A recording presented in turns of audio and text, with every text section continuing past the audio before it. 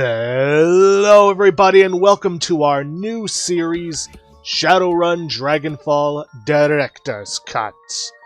As voted on by you guys, this is going to be our next main series.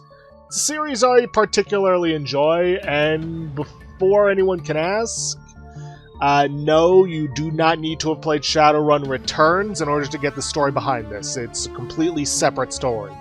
There might be some references, but nothing you need to have played the previous game for.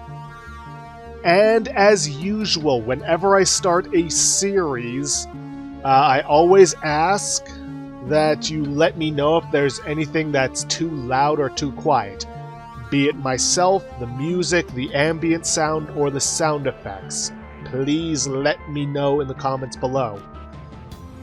Now, I will be using a guide for this, but that's primarily for skill checks, because there are skill checks in this game. Anyways, let's get a new game started. We're going to select the Dragonfall Director's Cut campaign, because you can also download other campaigns to play, but that's not important. I'm going to be playing on normal. And let's get into character creation. I'm going to play female. Races.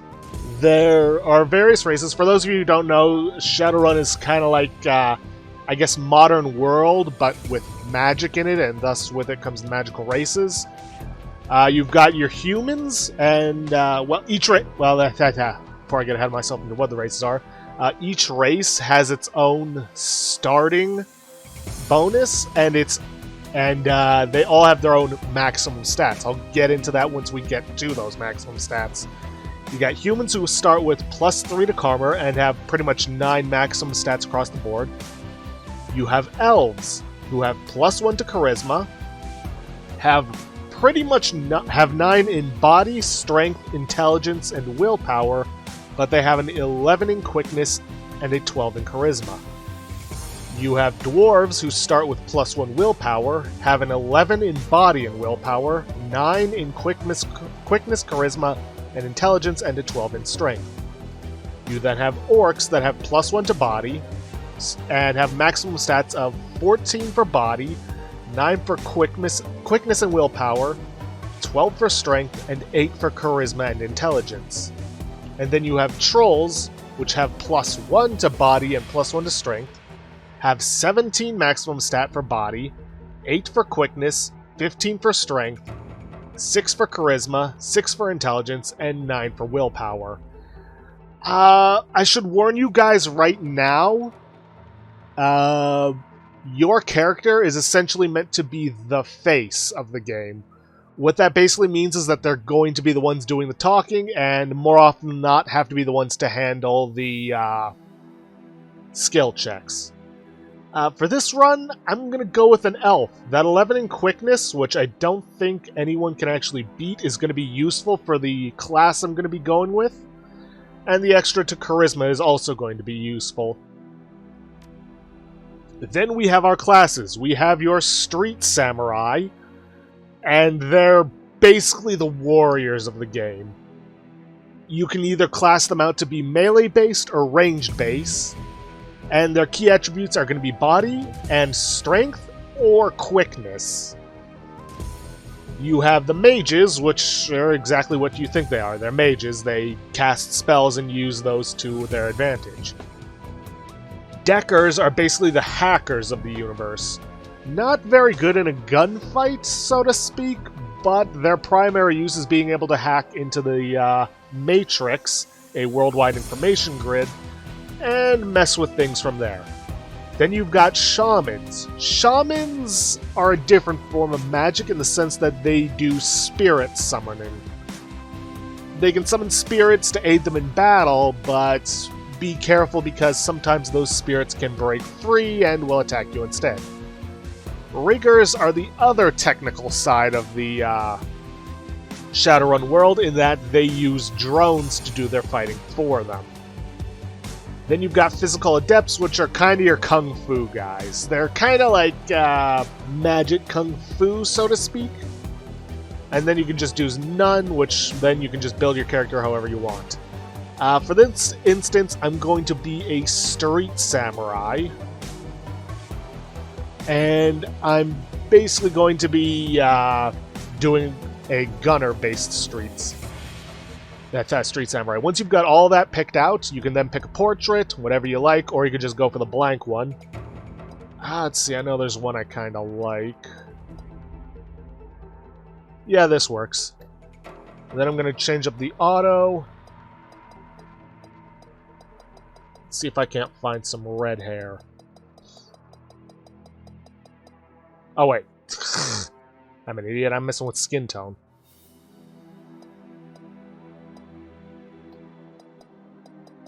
No wonder I wasn't finding the color I was looking for. Okay, there. Bright red. And let's search through the hairstyles.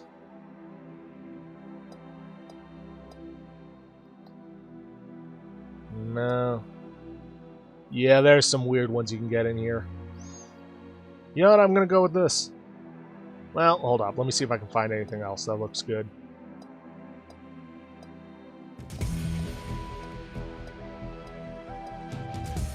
Nope, not really.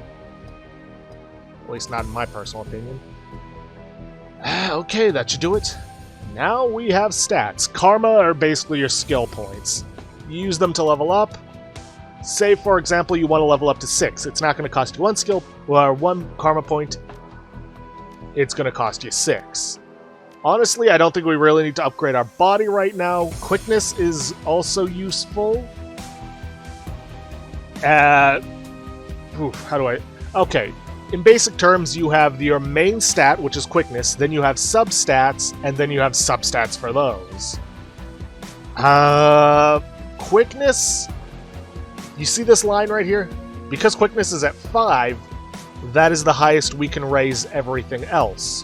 However, ranged combat is at a maximum of 3, which means the highest we can raise any of these other combat stats, rifle, shotgun, SMG, pistol, is 3. We can't raise it any higher until we raise our ranged combat higher. Now, you see these various triangles, or not triangles, diamonds. Those determine different things you can unlock. Additional weapon slot, not yet unlocked. Overwatch, if not yet unlocked. And then you got these specialized ones that basically give you different skills, like aimed shot, spray and pray, disarm. I think for us, we're going to be going with rifles. Oh, and you also have a dodge stat, which dodge helps to reduce the chance to be hit by physical attacks. Then you've got strength, close combat, melee weapons, unarmed. Really, I'm not going to worry about this. I might worry about the strength stat, just in case I need it. You've got intelligence, which is used for, say, biotech, among other things. Decking, ESP control, which is expert system programs for decking. Drone control for your riggers, drone combat, which adds bonuses to your drones. You've got willpower, used to calculate hit with magical attacks, also used to reduce chance to be hit by enemy magical attacks. You got your spell casting, which is basically for mages. You've got your chi casting, which is for your physical adepts. You've got charisma, which is your primary stat for shamans for spirit summoning and spirit control. Increases the chance for a shaman to maintain control of a summoned spirit. Conjuring, main component to calculate chance to hit with conjuring spells, so on and so forth. No matter what stat you play, charisma is going to be important. You always start with enough charisma in order to get new etiquettes. Etiquettes are basically different means by which you can act, like one of them is a socialite, which means in a situation that's suited for a socialite, you would know how to act. And there are specific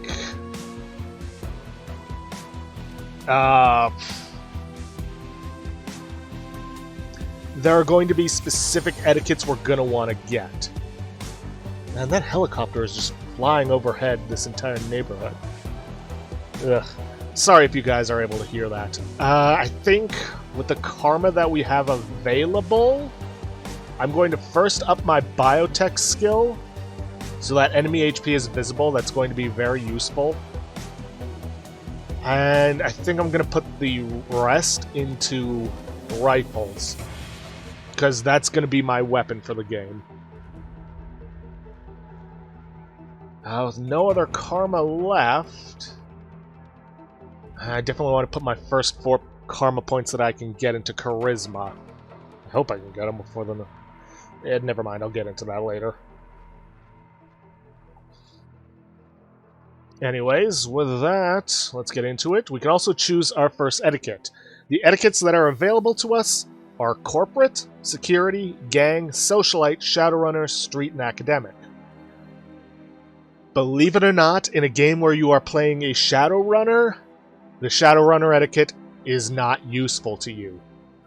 From what I've been able to see, street, gang, security, corporate, and near the end of the game, academic are going to be the etiquettes that are going to be useful for us.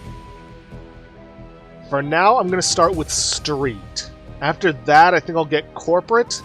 We're definitely going to want to get security before too long. Gang, and if we can, academic. Academic is useful for certain things, especially in the final mission, but if we can't get it, it's not too big of a deal. Without further ado, let's confirm street. And anyone who's use a street name, handle, or working name. Names like Halfjack or Lady Z. Others stick with their given name or adopt a nickname. Choose a name for your character. I'm just going to go with my go-to when naming a female character, Talia. Just making sure that wasn't a capital L.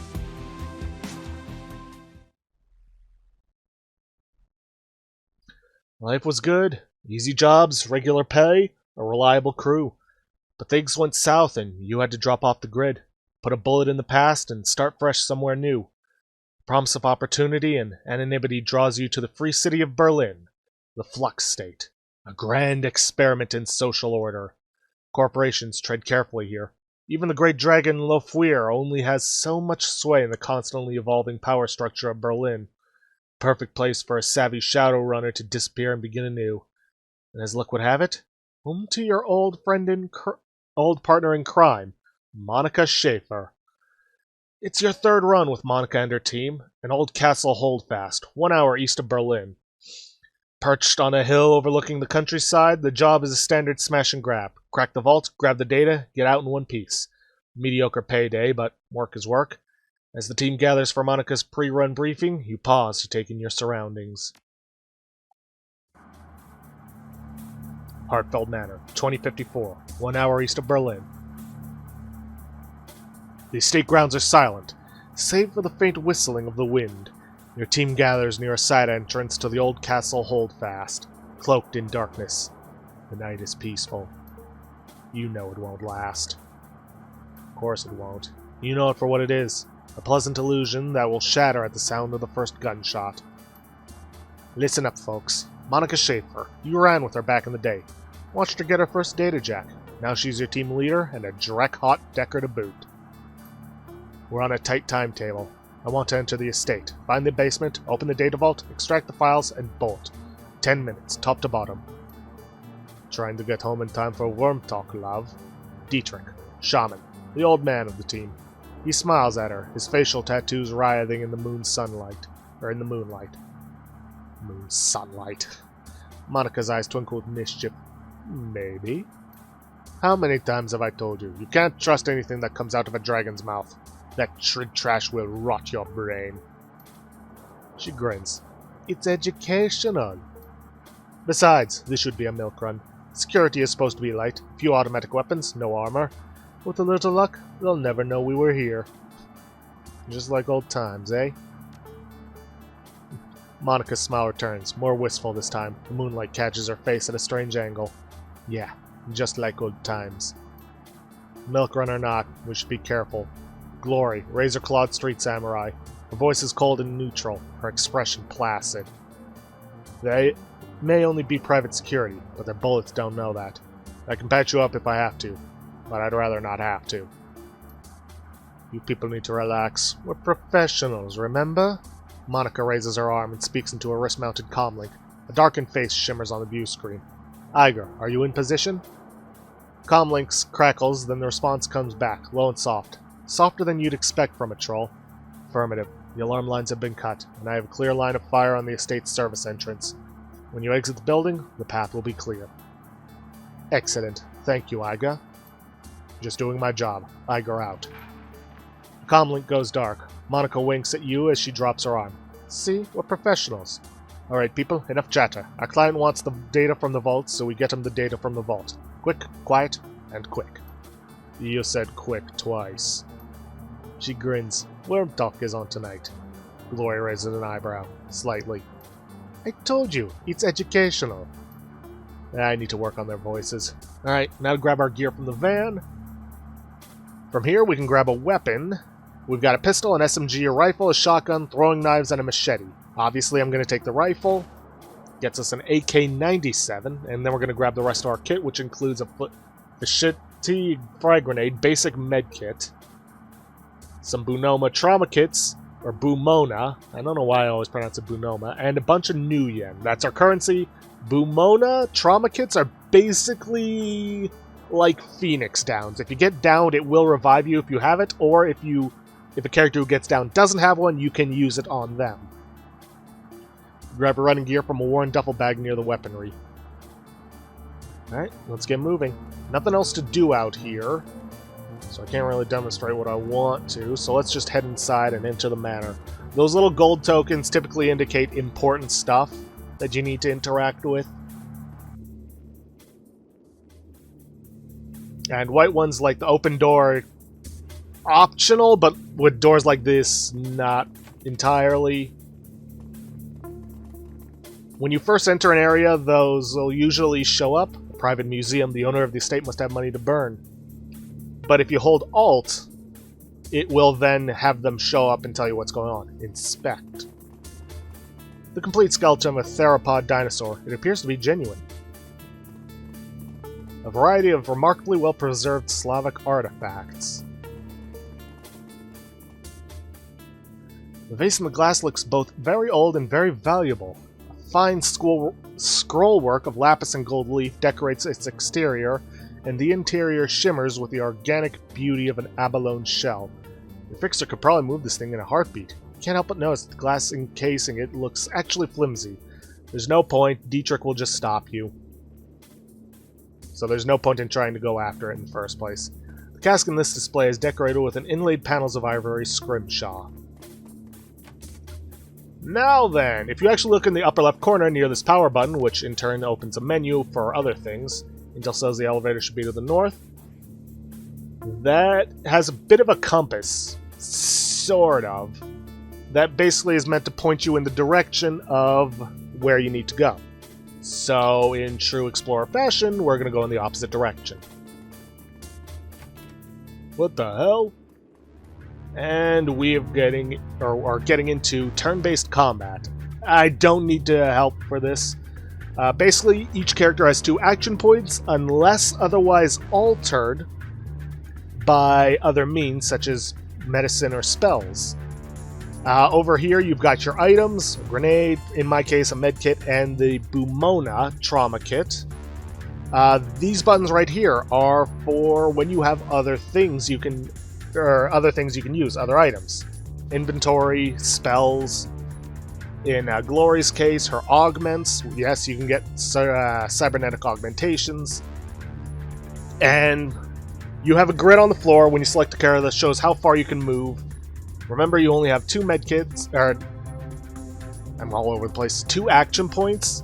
Left click to move about. Then you have skills, depending on what weapon you have down here, if you have any. The number in the bottom right indicates how many action points it costs to use them, so if you're using a 1 action point cost, you can shoot twice, assuming you don't move. Also, weapons have limited ammo. You can only shoot so many times before you have to reload, which also costs action points, except for, I believe, pistols, which have a skill you can get that makes it cost nothing. Also, clicking over here can change your weapons. So far, we only have our fists. and a rifle, and we're better off using the rifle. Okay, good. Monica herself also has a rifle, but, well, as you can see, he's behind cover, which, A, reduces our chances to hit, and she also cannot move very far. Instead, I think I'm going to swap over to Glory and use her Razor Claws, which are going to have a much better chance to hit the guy. Now, those little white pips that you see above the health bars on the characters, that indicates their armor. Armor basically reduces how much damage you take in combat from an attack. Now, because I attacked him from the side and he was forced to stand up, that technically counted as him being out of cover. Now, I know for a fact there's going to be more people showing up, so let's get Monica and Dietrich into cover over here. And then end our turn. Yep, 2 more showing up. One with a shotgun. Let's see, let's switch over to Monica and try to use her aimed shot, which, if you look in the upper left corner, has a 3-turn cooldown. Missed.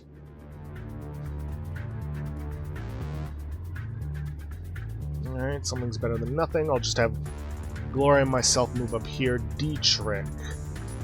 Do you have... No, you don't quite have the range to use that. I keep doing that. Let's see, it costs 2 action points.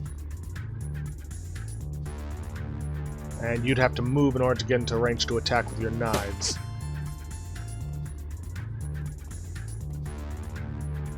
Okay, now that he's moved closer... Alright, I got a better chance. I'm gonna go for the burst fire. Okay. You know, there's something else I should explain. The wounded debuff. It doesn't really do anything, it just indicates how much damage you took from the last attack that hit you. Why do you need to know that? Well... there are healing spells in this game, but they don't work quite how they would work in, say, other games like Final Fantasy, where they just heal a certain amount depending on the character's skill.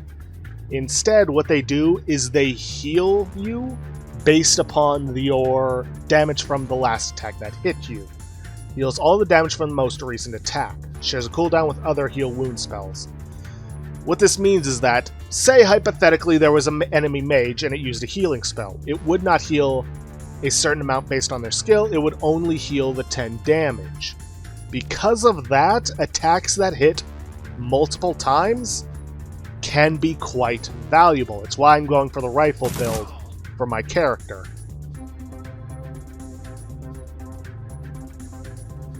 Because later on we can get the skill full auto, which, well, does exactly what it says. It hits you with a blast of full auto, which can take down most enemies. Well, most normal, non-boss enemies. Let's go for the Electro Core 1. Ooh. Pretty much killed her on that one. And then send Gloria in to finish them off. Nice. But of course that's not the last of them. But we'll get to that in a moment. Instead, we're going to mess with this terminal. If we had a decking of 2, we could override it ourselves. But we don't. Thankfully, though, Monica can do it for us. Hey, Monica, you think you can crack this? Step aside. Oh, and Talia, I've got to ask, is the display on your trid flashing 12 o'clock back at home? Monica doesn't even bother jacking into the terminal, and her cyberdeck remains slung over her shoulder. Her fingers flicker over the terminal's virtual keyboard, and a moment later a happy chime chirps out of the security node's speakers. Bingo, the door's open. Let's go. This is entirely optional what we're about to do, but I may as well do it just to show off some other things. Yeah, we head in here, and this symbol usually means, well, jacking into the network. We ourselves can't do it, but Monica can. Now, she has her programs, which are basically the equivalent of spells in the digital world, ESPs, which are programs she can summon to aid her in the network, because obviously we can't go in with her, And Renraku Craftwork is her cyber deck. This determines a lot of things. It determines how many programs you can have, how many ESPs you can have, how much evasion you have, how much IP, which I believe, if I recall correctly, is the health you have in the network, and how many action points you have in the network. As your deck upgrades, you can become better and better. Now we're going to move over here, and of course there are going to be enemies that we have to fight. I think for the sake of having an extra target for these guys to go after, I'm going to summon the Assassin program, which comes with its own set of AP. And then I'm going to use Erosion on this guy. Now then, these guys are white ice. What does that mean? It means that they're security programs, but they don't do a whole lot of harm to the hacker itself. There's black ice, however, that does, as it damages the program, harm the hacker itself. It is very deadly, though it doesn't show up until this security meter fills. So it's good to do what you're in there to do and then get out before that happens. Otherwise you're going to have some serious problems. And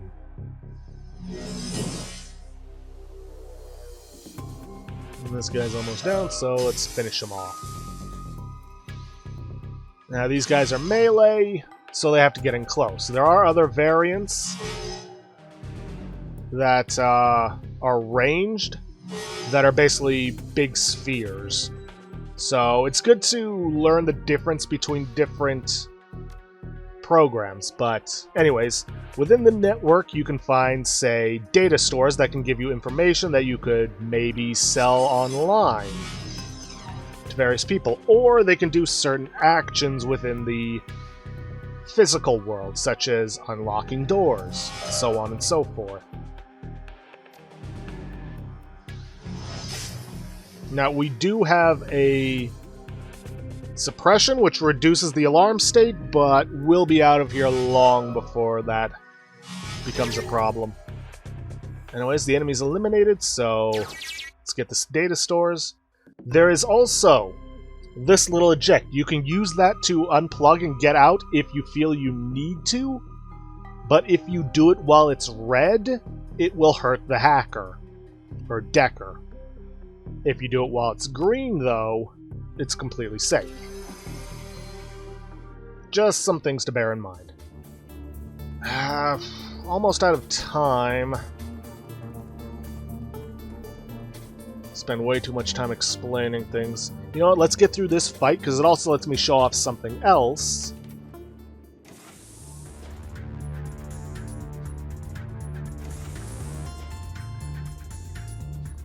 While we're here.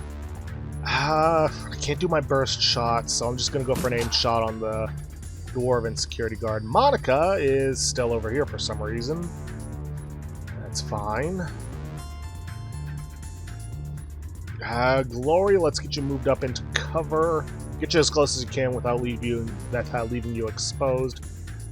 Dietrich, I'm gonna have to hold off on showing off your thing. Oof. Yeah, cover is usually meant to take care of or reduce damage, but I guess these statues don't exactly make for the best of cover. Let's get our burst fire and use it on this security guard because we have the best chance to hit him. And bada bing. Because he was out, or because we got a critical, either way, it doesn't really matter to me. Why? Unfortunately, I can't see any of these guys, so that problem's a no-go. But sometimes in the environment, when you see those little sparkles, you can summon a spirit, which I don't have enough AP for. Yay. Well, no matter. We'll just go for some throwing knives at this guy. Monica, let's get you moved up a little closer. Let's see. Swipe's all we got. So let's move in and start trying to take this guy out. He's bleeding, and it was critical shot. Lucky us. Ugh. Yeah, you gotta be very careful with how you do things. Okay then, I was gonna summon that spirit, but no, Dietrich, you heal her. And like I said before, that's only going to heal off the most recent damage.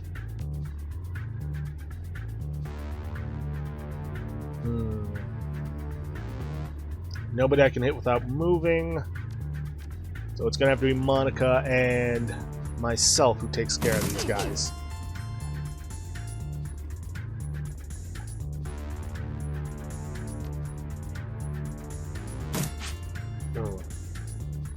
And Dietrich, you just stay here.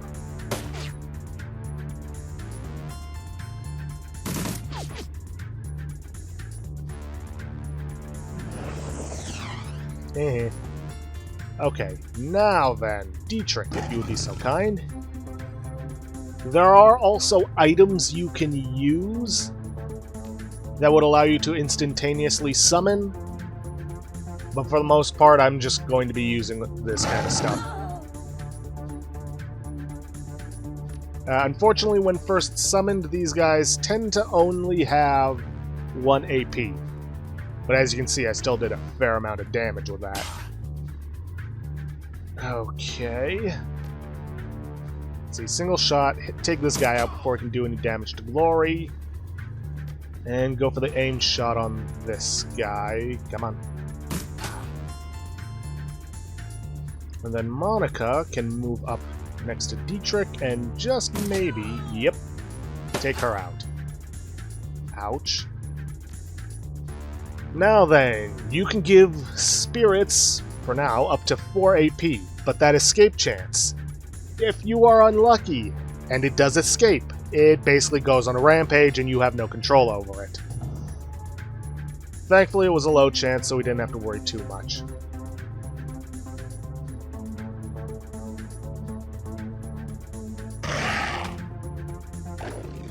And once the battle is over, it goes away.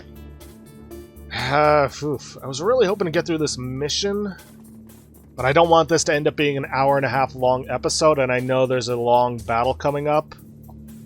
So unfortunately, I'm going to have to end things off here for now. And I will see you guys in the next episode. So, if you guys like what you see, please leave a like, subscribe for future content. Don't forget to hit that bell icon to get notifications for when I upload, or to hit the straw poll link to vote for our next Let's Play. And please, leave a comment down below this video. I'll see you guys in the next episode. Thanks for watching.